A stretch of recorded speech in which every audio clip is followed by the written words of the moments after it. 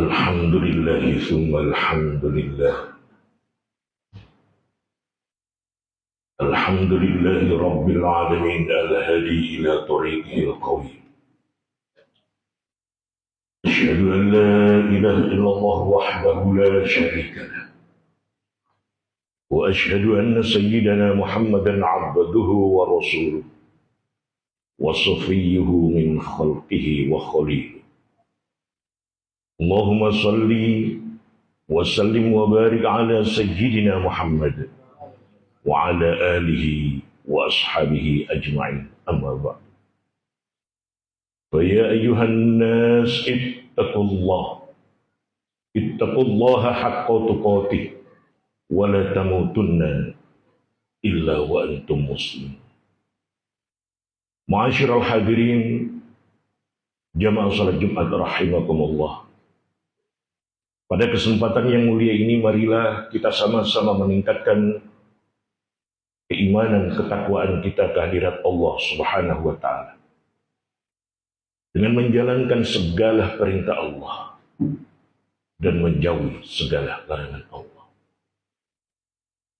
Ma'asyiral hadirin jamaah salat Jumat rahimakumullah. Di dalam surat Al-Ahzab dan surat Al-Mumtahanah, Allah Subhanahu wa Ta'ala berfirman, laqad kana lakum fi rasulillahi uswatun hasanah. Telah terdapat untukmu pada seluruh diri Rasulullah sallallahu alaihi wasallam segala sesuatu yang bisa dijadikan contoh. Di dalam surat Al-Mumtahanah Allah berfirman, qad kanat lakum uswatun hasanah fi Ibrahim. Telah ada satu contoh pada diri Ibrahim. Ma'asyiral hadirin jamaah salat Jumat rahimakumullah. Dua ayat ini seolah-olah sama tapi berbeda. Ketika Allah Subhanahu wa Ta'ala di dalam surat Al-Ahzab ayat 91 Allah berfirman, laqad kana lakum fi rasulillah. Allah Subhanahu wa Ta'ala mendahulukan pribadi Rasulullah sallallahu alaihi wasallam yang bisa dijadikan contoh.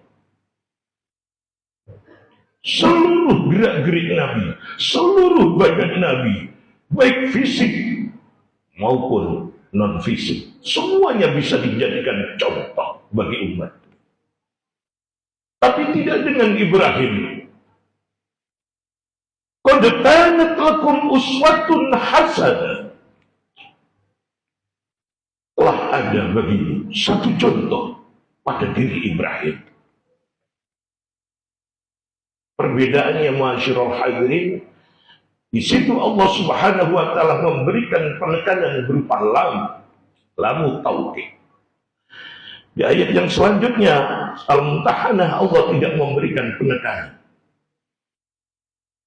Tapi di situ Allah mendahulukan pribadi Rasul. Di surat Al-Mumtahanah Allah mendahulukan uswah, contoh. Apa perbedaannya?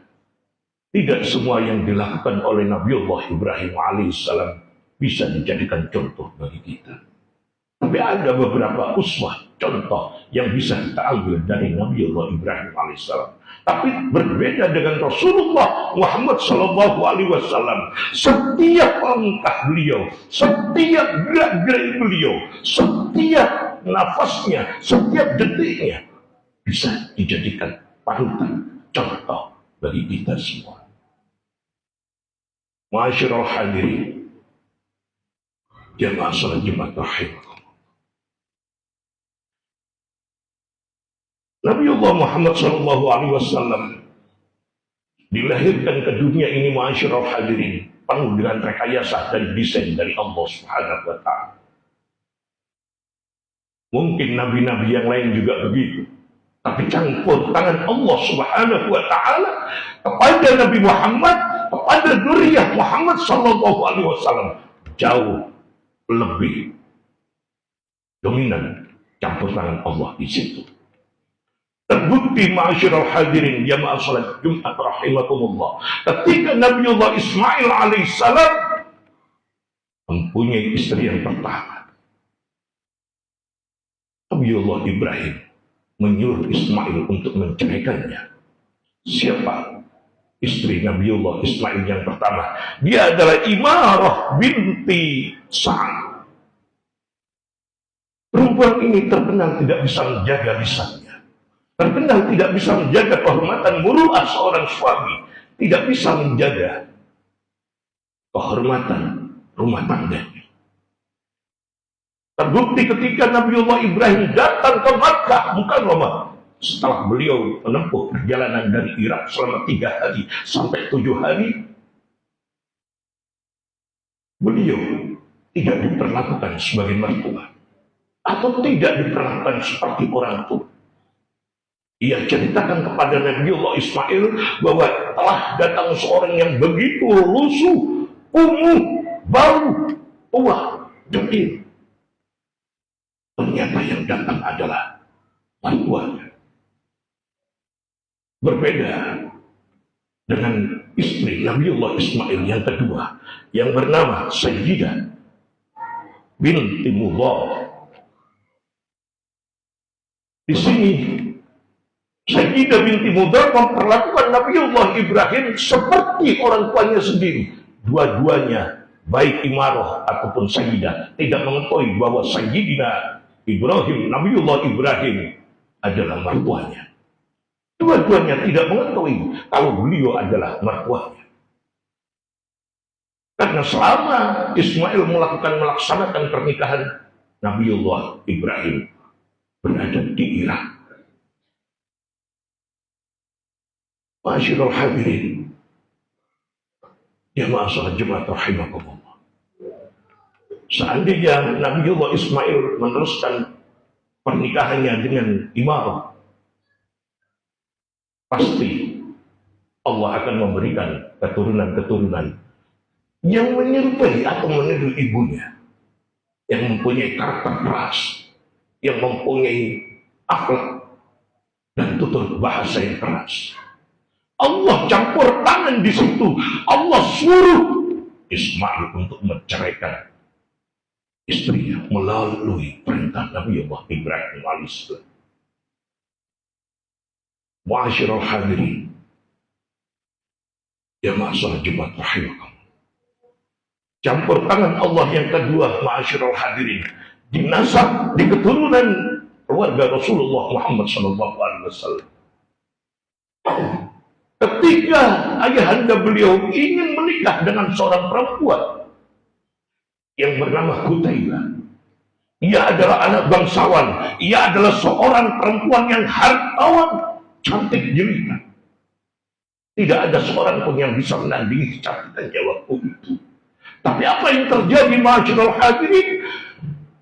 Kakek beliau yang bernama Abdul Muthalib bermimpi dalam satu malam. Ada nur yang keluar dari wajah ganteng Abdullah. Maka kegelisahan itu terjadi pada diri Abdul Muthalib. Ia segera mendatangi seorang rahib untuk mengkonsultasikannya.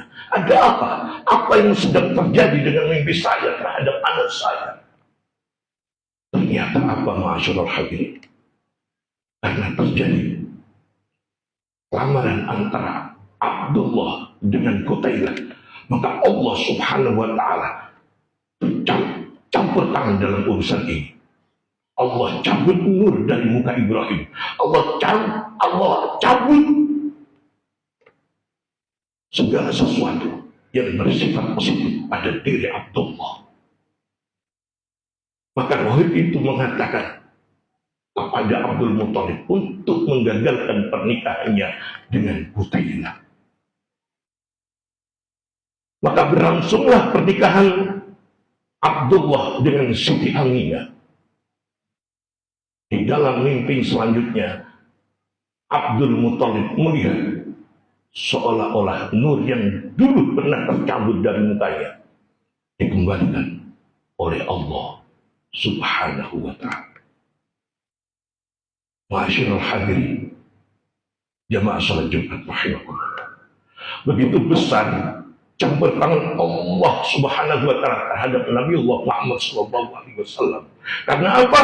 Karena beliau diciptakan oleh Allah Subhanahu wa ta'ala, dibentuk dan dijadikan khairul anbiya wa khairul mursalin, imamul anbiya wa imamul mursalin.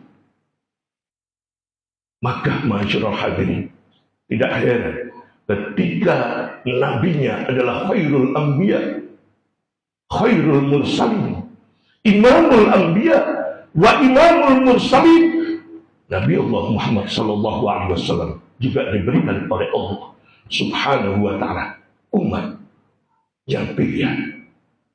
Sebagaimana firman Allah, kuntum khaira ummatin ukhrijat linnas, kalian adalah umat-umat terbaik, umat-umat yang nanti dibuat untuk manusia-manusia lain. Ta'muruna bil ma'ruf, menyuruh pada kebaikan, wa tanhauna 'anil munkar, mencegah kepada yang munkar. Maka ma'asyiral hadirin, tidak heran ketika Allah turun dan ikut campur dalam urusan nasab, turun ikut campur dalam urusan keluarga Nabi besar Muhammad sallallahu alaihi wasallam. Tidak heran keturunan yang dihasilkan oleh Nabi Muhammad sallallahu alaihi wasallam adalah khairun nasab wa khairul ansab, keturunan yang paling baik dan paling istimewa. Maka ma'asyiral hadirin, jarang kita dapati dan hampir tidak ada keturunan Nabi yang tidak ganteng. Hampir tidak ada keturunan Nabi yang tidak berakhlak mulia. Hampir tidak ada keturunan Nabi yang tidak berkarakter. Maka kita heran ketika ada golongan, ketika ada orang-orang yang mengatakan kami keturunan para nabi, tapi akhlaknya bertentangan dengan apa yang diucapkan oleh Rasulullah sallallahu alaihi wasallam.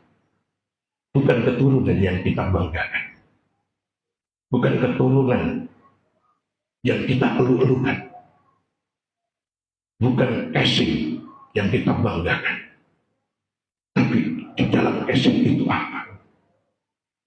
Sebagaimana sabda Nabi Muhammad sallallahu alaihi wasallam, la fadla li arabi wa la ajami illa bittaqwa. Tidak ada keutamaan bagi orang Arab ataupun orang non-Arab kecuali ketakwaan terhadap Allah Subhanahu wa ta'ala.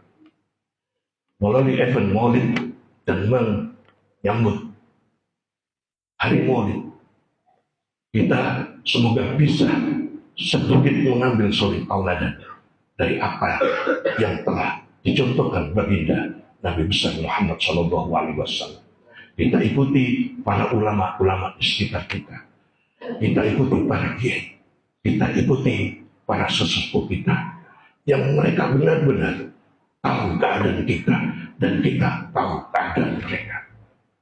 Kita bukan mencari orang-orang yang tidak mempunyai keterkaitan ilmu atau keterkaitan sanad ataupun nasab. Ketika kita benar-benar cinta Rasul, maka kita benar-benar harus mencintai Nabi itu sendiri. Karena ketika kita mencintai seseorang di luar batas kemampuan kita, kita kadang terkecoh. Maka agar kita tidak terkecoh, kita ikuti salafun soleh, kita ikuti para sahabat Abu Bakar, Umar, Utsman, Ali. Kita tidak bisa dengan cerita-cerita yang tanpa syarat. Kita bisa mengikuti apa yang diriwayatkan oleh hadis yang bersumber pada Nabi besar Muhammad sallallahu alaihi wasallam. Mudah-mudahan dengan kecintaan kita terhadap Nabi besar Muhammad sallallahu alaihi wasallam, di akhirat kelak kita mendapatkan syafaat beliau Mudah-mudahan di akhir khutbah ini Allah memberikan gelar kita husnul khotimah. Amin ya rabbal alamin. A'udzu billahi minasyaitonir rajim. Bismillahirrahmanirrahim. Wal 'asri innal insana lafi khusrin illa alladhina amanu wa 'amilus solihati wa tawasaw bil haqqi wa tawasaw bis sabr. Barakallahu li wa lakum fil Qur'anil 'azim wa nafa'ani wa iyyakum bima fihi minal ayati wa dzikril hakim. Rabbi ighfir warham wa anta khairur rahimin.